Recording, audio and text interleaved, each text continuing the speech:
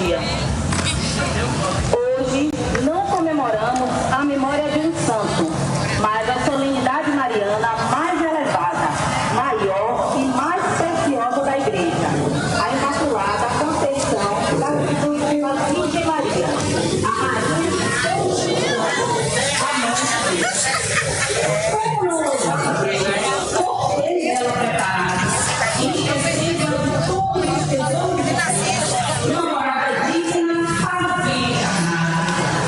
Se hoje os coros angélicos saúdam a Virgem Mãe com aquelas simples palavras, Ave, cheia de graça, como não iremos nós, unidos a todas as gerações de fiéis, proclamar a maior honra e glória da Santíssima e Invisível Trindade. Ave Maria é realmente a Imaculada Conceição.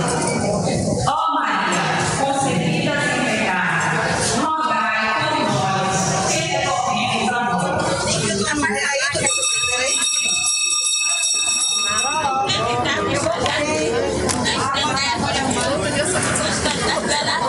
Cadê o estandarte? Obrigada.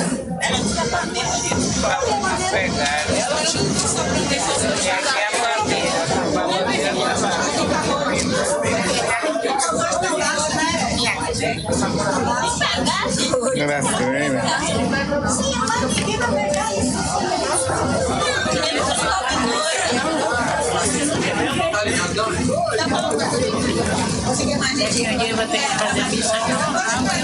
Leva aqui pra ficar o bonito dele. Leva aqui. E a gente andar assim. Não, mas depois olhar. Ela vai pegar.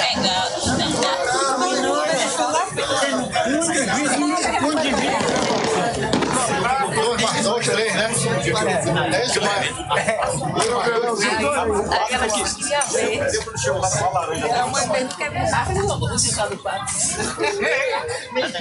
Eu perdi o jantar. Você perdeu o jantar. Olha a peditinga! Perdeu o jantar. Também. Tive celebrações todas aqui no final.